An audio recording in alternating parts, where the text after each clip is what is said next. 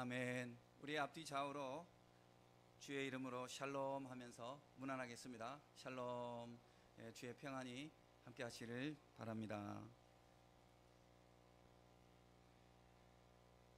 하나님의 말씀 사도행전 8장 26절에서 40절을 보시겠습니다. 사도행전 8장 26절에서 40절입니다.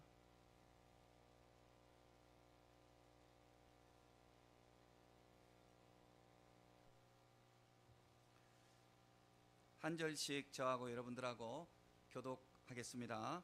주의 사자가 빌립에게 말하여 이르되 일어나서 남쪽으로 향하여 예루살렘에서 가사로 내려가는 길까지 가라 하니 그 길은 광야라.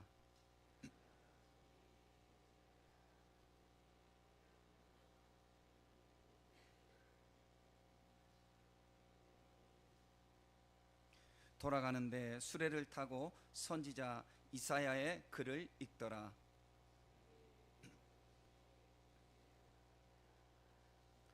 빌립이 달려가서 선지자 이사야의 글 읽는 것을 듣고 말하되 읽는 것을 깨닫느냐?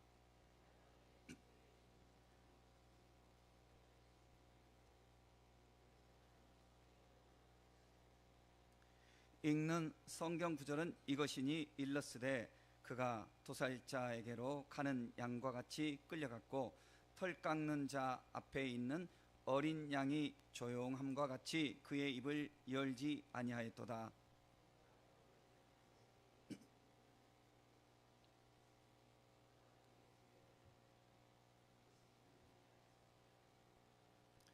그 내시가 빌립에게 말하되 청컨대 내가 묻노니 선지자가 이 말한 것이 누구를 가리킴이냐?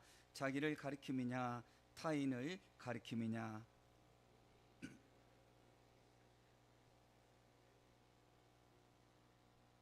길 가다가 물 있는 곳에 이르러 그 내시가 말하되 보라 물이 있으니 내가 세례를 받음에 무슨 거리낌이 있느냐?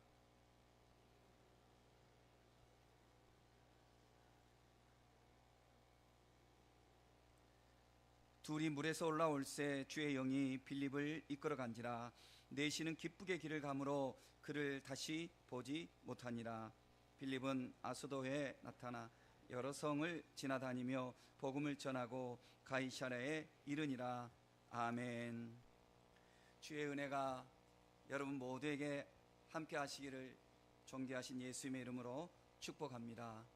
하나님 우리를 사랑하시고 우리의 은혜를 주셔서 우리가 예수님을 믿도록 이렇게 역사해 주셨습니다.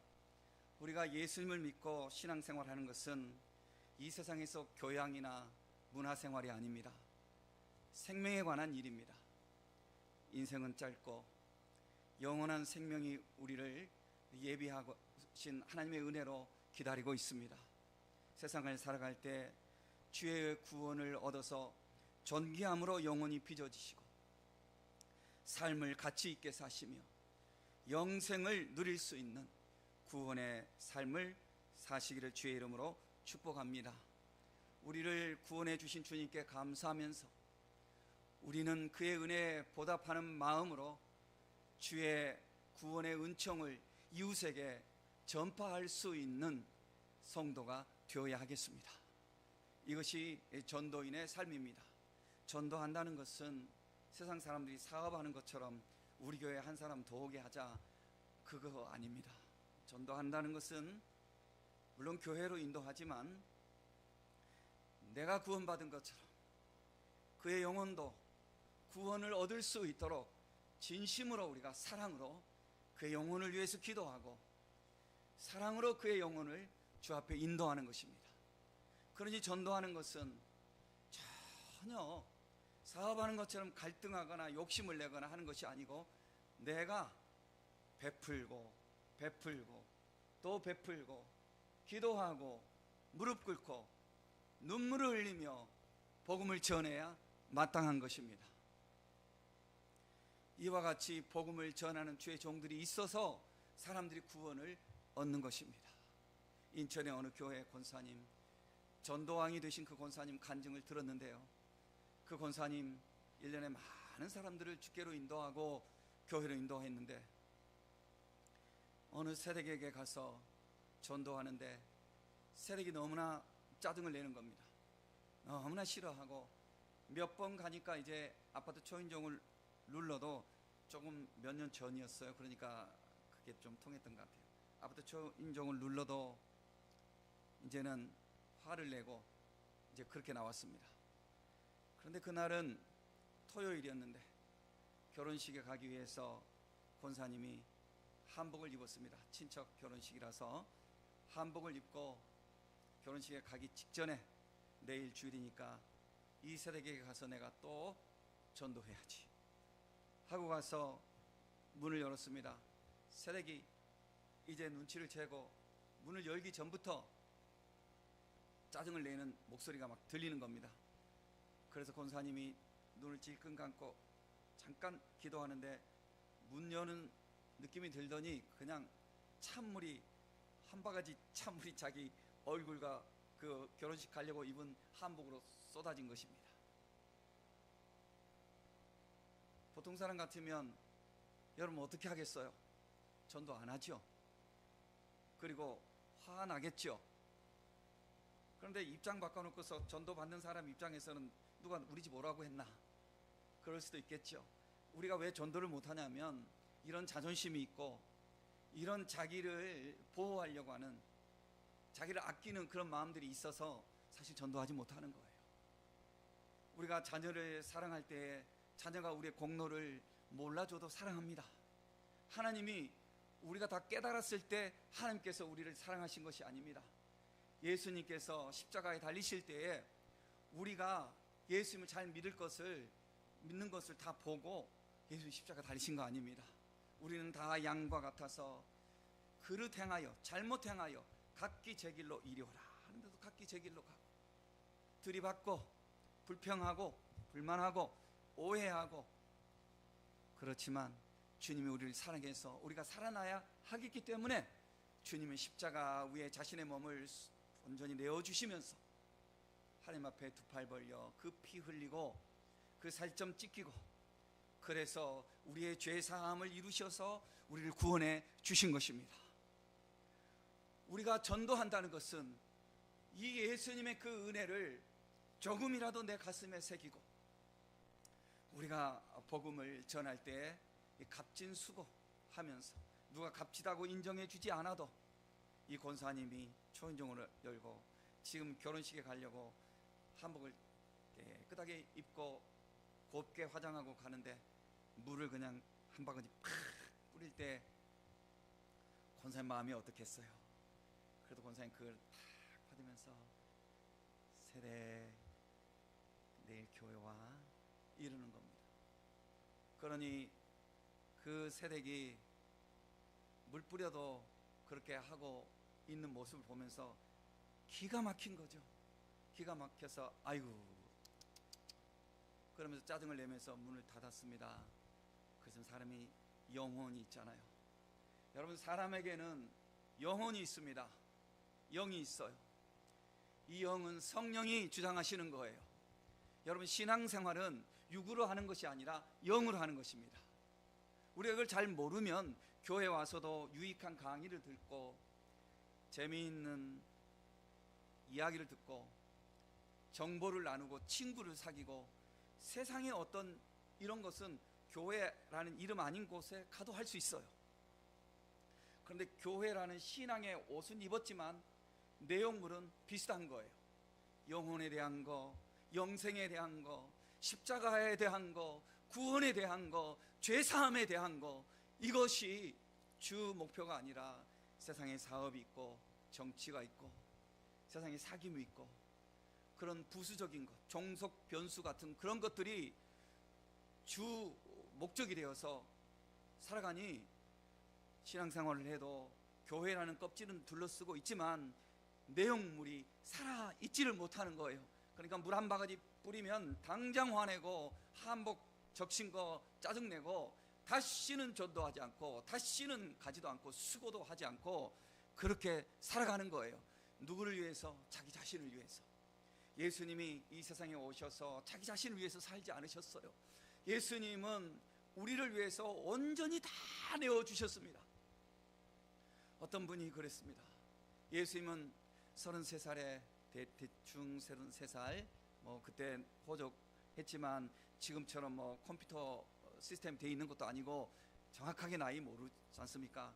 그런 대충 33살로 우리가 이제 짐작을 하는데, 30대 중반에 예수님이 십자가에 달리셔서 육신의 삶을 종하셨지 않습니까? 끝나셨지 않습니까? 누가 그랬습니다. 예수님 성경을 읽어보니 예수님은 십자가에 달리지 않으셨다 할지라도 40을 넘지 못하고 죽으셨을 것 같아요. 왜냐하면 너무 고생을 많이 하셨어요. 주야로 기도하시고 전도하시고 가시면서 힘드니까 배 타고 가다가도 배에서 꾸벅꾸벅 졸고 그러셨지 않습니까? 예수님. 그렇게 하시면서 예수님은 자기의 시간과 자기의 자존심과 자기의 모든 것을 우리의 구원을 위해서 다 바치셨습니다. 사실 우리는 저부터도 어떤 측면에서는 예수님 믿으면서 예수님 이렇게 해주세요, 예수님 이렇게 해주세요, 예수님 이렇게 해주세요, 주님이라고 이름은 부르는데 종이라고 부르는 것 같아요. 종이여 나 이렇게 도와줘, 종이여 나 이렇게 도와줘. 종에게 이렇게 이야기하잖아요. 우리가 종이 있다면. 그런데 우리는 입으로는 주여라고 하면서 사실 우리가 종을 부리듯이 주님을 부르려고 하고 있습니다.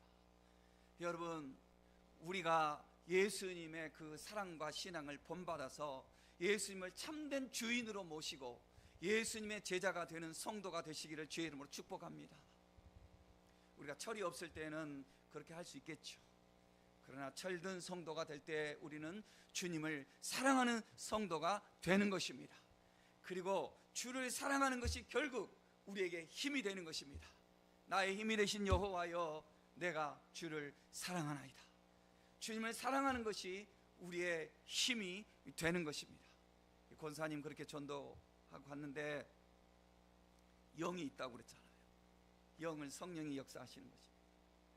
이 세대기 교회 나오는 겁니다. 그 다음 주에 교회 나오는 겁니다.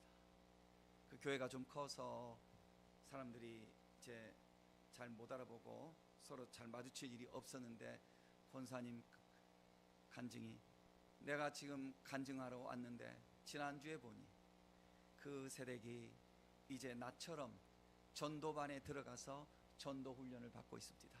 전도하러 다니고 있습니다. 그러는 겁니다. 사랑하는 성도 여러분들이여, 우리가 예수 믿고 살아가면서 하나님의 은혜에 감사합니다. 그러잖아요. 그 은혜를 우리가 어떻게 보답할까요?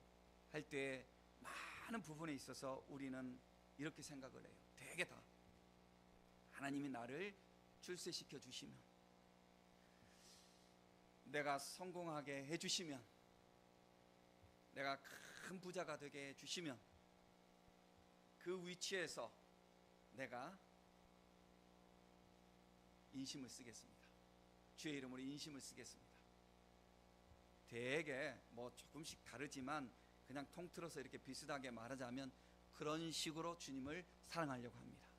그런 식으로 충성하려고 합니다. 주님이 원하시는 것이 그것일까요? 있는 그 모습, 그 현장 속에서 과부는 2 렙돈밖에 없지만 그것을 드리면서 하나님 아버지 앞에 충성하고, 있는 그 자리에서 주님 앞에 충성하고 눈물을 바치고 사랑을 전하면서 주의 이름을 전파하면서 살아갈 때에 그것이 오히려 나를 능력 있게 키워가는 은혜가 되는 것입니다. 여러분, 주님을 증거합시다. 주의 복음을 전합시다. 주의 이름을 찬양합시다. 이웃에게 주의 이름을 증거하여서 함께 더불어 주 앞에 나와서 경배드리는 성도들이 되십시다. 멀리 나가서 복음을 전하는 것도 좋지만 내 가족, 내 자녀, 내 부모, 내 형제 손을 잡고 교회 와서 하나님 앞에 경배하는 성도들이 되십시다. 거기서 하나님의 은혜가 시작하는 것입니다. 내 가정부터 살리십시오. 내 아내, 내 남편부터 살려내십시오. 내 자녀부터 살려내십시오. 내가 살려내는 것이 아니라 주님이 살려내는 거지만 내가 그 중심을 가지고 하십시오. 그리고 나부터 합시다. 나부터 합시다. 누군가가 어떻게 하겠지. 아주 훌륭한 목사님이 우리 교회 와서 담임 목사 되면 우리 교회 부흥할 거야. 어떤 큰 부자가 우리 교회 오면은 우리 교회가 일어설 거야. 그런 막연한 기대하지 마시고 나부터 주의 은혜 안에 엎드려 기도하고 복음 전하고 내 가정부터 충성하고 내 있는 그 자리에서 내가 천의 위치에 있든지 100의 위치에 있든지 10의 위치에 있든지 있는 그 자리에서 내가 충성하며 있는 그 자리에서 하나님 앞에 헌신하고 사랑하며 눈물 바쳐 기도하고 나아갈 때 하나님이 우리에게 역사하시는 것입니다. 하나님은 역사하실 때 나를 살리고 우리를 살리고 교회를 살리고 나라를 살리는 것입니다. 이 중심에서 쓰임받을 수 있는 저와 여러분들이 되어야 하겠습니다. 빌립 집사님, 성경에서 집사님이라고 말은 하진 않지만 교회 전통적으로 사도행전 6장에 나오는 그 7명의 그 일꾼을 집사님, 최초의 집사님이라고 이렇게 하니 우리가 집사님이라고 합시다. 스데반 집사님, 그 다음 두 번째 이 빌립 집사님인데요, 그들은 구제하는 일을 위해서 봉사하라고 일꾼으로 세워놨습니다. 봉사하면 봉사하는 일만 해도 될 겁니다. 교회가 크면요, 교회가 크면 교회 직원들이 자기도 모르게 우쭐해요. 저는 우리 교단에서 제일 큰 교회에 있었는데요, 제가 좀 그때 죄송하지만 우리 교회 너무 좋아요. 너무 좋아. 네, 그때 교회 너무 좋지만은 조금 부끄러운 일이 있었습니다. 제가 어느 교회 기도원을 갔는데요, 그 교회는 우리 교회보다 조금 더 작은 교회지만 서울에서 그래도 몇 번째 안에 손가락 안에 드는 교회입니다. 그 기도원에서 내가 좀 띵해요. 제가 이렇게 식당 잘 못 찾고 이렇게 뭘 잘 못 찾고 그랬어요. 그래서 안내실에 가가지고 그때 내가 뭘 물어봤어요. 어디가 어딥니까? 그러니까는 직원이 앉아 있다가 일어서서 네, 이렇게 해서 이렇게 해서 저리 가세요 이러는 거예요. 그런데 가다가 제가 또 몰랐어요. 두 번째 왔어요. 죄송하지만 어디입니까? 그러니까 앉아 있다가 일어서서 네, 저리 가시고 저리 가세요. 네, 그래도 몰랐어요. 제가 띵해서 세 번째 갔어요. 정말 모르겠어요. 죄송해요. 그러니까 이분이 짜증이 나잖아요. 근데 짜증이 나니까 일부러 미소를 딱 지으면서 네, 이리 오세요 하고 가르쳐줘요. 내가 우리 교회, 그때 우리 교회를 봤어요. 우리 교회 직원, 헤이, 내가 그 부분에 있어서는 그때 우리 교회가 부끄러웠어요. 자기도 모르게 교회가 이렇게 크니 내가 뭐가 되는 줄 알고 거기서 역사 일어나지 않습니다. 근데 그 교회도 이제 좋은 점이 많아요. 우리 교회도 옛날에 우리 교회도 그래서 이렇게 했지만은, 그러나 반성할 점을 내가 말하는 겁니다. 사랑하는 성도 여러분들이여, 우리가 겸손하게 우리가 하나님의 은혜에 감사하게 섬기는 태도로 그렇게 신앙생활해야 마땅한 것입니다. 빌립 집사님, 스데반 집사님으로 세워놨는데 구제받을 사람 많고 교회 막 부흥하니 3,000명, 5,000명 이렇게 막 부흥하니 초대교회가 줄을 서세요. 똑바로 줄을 서세요. 똑바로 줄을 서세요. 이렇게 할 것 같은데 그렇지 않습니다. 이분들이 봉사하는 것도 하지만은 가슴에 열정이 가득 차서 예수 그리스도의 이름을 전하지 않고는 견딜 수 없는 전도인의 사명을 감당하는 것입니다. 그래서 사도행전 나중에 보면 바울 사도의 행적에 대해서 많이 기록하고 있지만 사실은 요 앞부분을 보니 스데반 집사님이 주도적으로 복음을 전합니다. 그 다음에 뒤를 이어서 빌립 집사님이 주도적으로 지금 복음을 전하고 있습니다. 아무도 가기 싫어하는 지역, 사마리아 지역, 자기들이 마치 특권 의식 된 것처럼, 우리가 지역 감정이 있는 것처럼 말이죠. 이거 다 없어져 버려야 되는데, 지역 감정이 있는 것처럼 우리의 지역 감정 곱하기 10 아니 100, 그 정도 사마리아인을 싫어했습니다. 유대인들이. 그 사마리아 지역에 빌립 집사님이 가서 복음을 전합니다. 빌립 지사님이 가서 그곳에 가서 복음을 전하고, 그러니 사도들도 뒤따라와서 거기에 성령이 임하도록 기도하고, 빌립 지사님이 사마리아 성에 복음화를 이루는데 크게 쓰임을 받았습니다. 서구의 선교사님들이 우리에게 좋은 영향을 끼치고 우리를 조금 사랑하는 마음으로 이렇게 좀 지도하는 것 중에 하나가, 제발 패트리아키즘 없애세요, 이런 이야기를 합니다. 패트리아키즘이 뭐냐면은 가부장적인, 그러니까 이걸 가부장적, 단어 뜻은 가부장적이라고 해야 되나, 뭐 족장적인 이런 뜻이에요. 그러니까 뭐냐면, 내가 어디 가서 전도하잖아요. 내가 어느 나라에 가서 전도했어, 만약에 선교사님이. 그럼 거기서 내가 왕이 되어야 돼. 나를 통해서만 다른 선교사도 와야 마음이 직석이 풀려요. 이런 게 있어요. 내가 주도적이, 뭐든지 내가 주도적인 게 되어야 되는 거예요. 세력 다툼이 있고 이런 걸 패트리아키즘이라고 할 수 있어요. 이런 거가 제발 없었으면 좋겠다고 그렇게 말씀하시는 것을 많이 듣습니다. 서구의 선교사님들이 우리나라에 최초에 와가지고 전도할 때에 싸우지 않았습니다. 처음에는 우리가 지난 시간에 말씀 나눴지만, 하디 선교사님, 나는 백인이요, 나는 우월한 족속이요, 나는 공부도 많이 했고, 나는 세계적인 토론토 대학을 나왔고, 뭐 이런 어떤 그런 의식 속에서 전도하고 다니니 사람들이 말을 듣질 않는 거예요. 회개하고, 간절히 회개하고 겸손하게 복음을 전하니 10몇 년 동안 움직이지 않던 사람들이 1년 만에 10,000명, 20,000명이 주께로 돌아오는 역사가 있는 거예요. 내가 회개하고 내가 겸손히, 예수님이 제자들의 발을 씻어주듯이 내가 낮아지니 그런 역사가 일어나는 거예요. 빌립 집사님, 줄을 서세요, 줄을 서란 말이에요. 이렇게 하지 아니하고 그는 발을 씻는 태도로 봉사하고, 그리고 나가서 전도합니다. 전도하지 않을 수가 없습니다. 사마리아 성이 빌립 집사님이 영적 아버지가 되어버리는 거예요. 영적 아버지가 되어버려요. 가서 아무도 오기 전에 사마리아 성에 빌립 집사님이 먼저 갔기 때문에, 물론 예수님이 먼저 가셨지만 인간 중에서, 제자들 중에서 빌립 집사님이 최초로 갔어요. 전도가 일어나서 사마리아 성의 기쁨이 충만해요. 그럼 거기서 이제 빌립 집사님이 거기서 앉아서 대접받을 수도 있겠잖아요. 그렇지 않아요. 빌립 집사는 그렇지 않습니다. 성령께서 기도하는데 감동을 주시는 거예요. 감동을 주시니까 빌립 집사님 순종해요. 가사로 내려가라. 사마리아 성에서 가사로 가는 길은 뭐 이렇게 어느 루트를 따랐느냐에 따라서 거리가 좀 약간의 차이가 있지만 대략 80km예요. 그러면 그 당시에 되게 다 걸어 다녔습니다. 제자들이. 잘하면 말을 타는데 말이 어디 쉽게 구할 수 있었겠냐고. 낙타를 타거나 말을 타는데 되게 다 걸어 다녔습니다. 80km 전도하며 갈 때에 이틀 내지 그냥 가도 이틀, 여기 들렸다 저기 들렸다 하면 4일 아마 그렇게 걸렸을 거예요.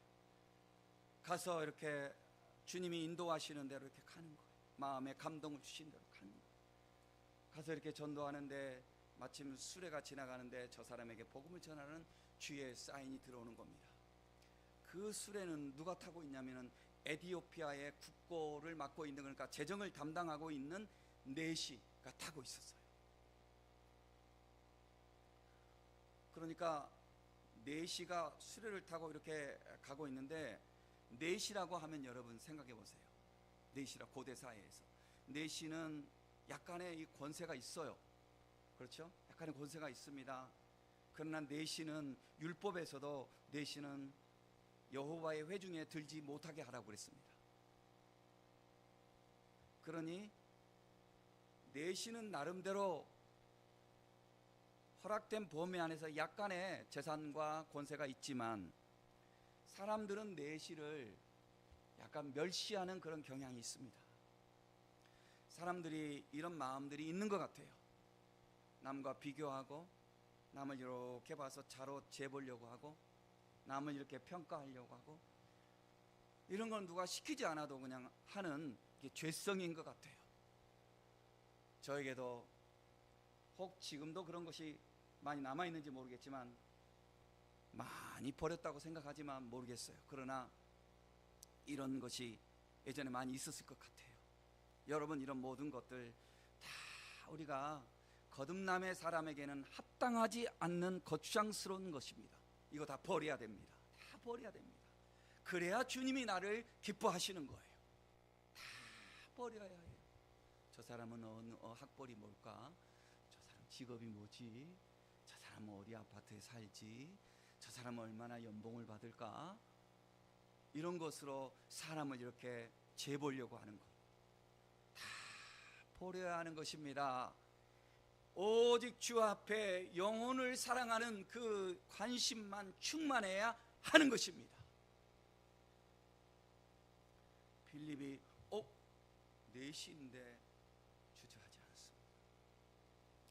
주님이 인도하시니 빌립이 순종하고 4시에게 찾아갔겠지요. 안녕하세요. 지금 뭐 하세요? 누구십니까? 나는 누구입니다.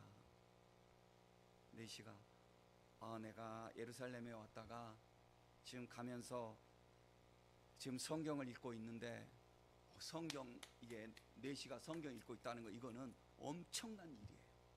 왜냐하면 보세요, 우리가 이제 중세 시절에만 이 성경책이 지금 이렇게 66권으로 모아졌잖아요. 이게 한 13세기, 14세기 때부터 이렇게 모아지기 시작했어요. 그 전에는 단권으로 이렇게 있게 됐었어요.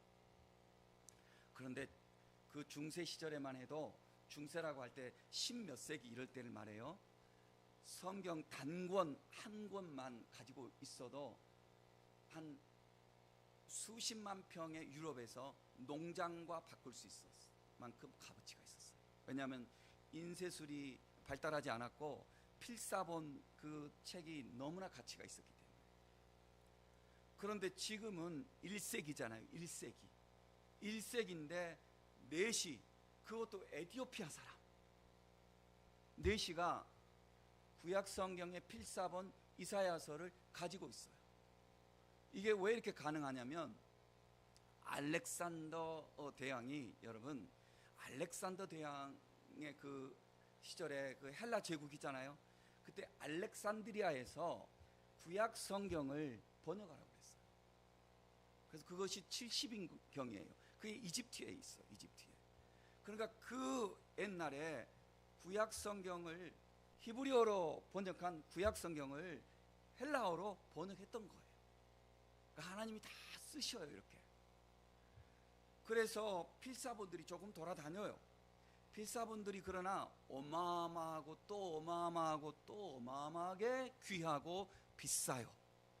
그럼 4시예요. 그럼 4시의 삶을 아시죠? 4시의 삶, 세상에서는 흔히 하는 말로 남자들이 볼 때 참 인생에 참 소망이 없어 보이는 사람들이지 않습니까? 어떻게 보면 누가 4시 되고 싶어서 되냐고요. 어쩔 수 없이 환경 속에서 되었지. 그런 속에서 4시는 그 이디오피아 안에서 자기가 이제 권력도 어느 정도 올라가고 재산도 어느 정도 올라갔어요.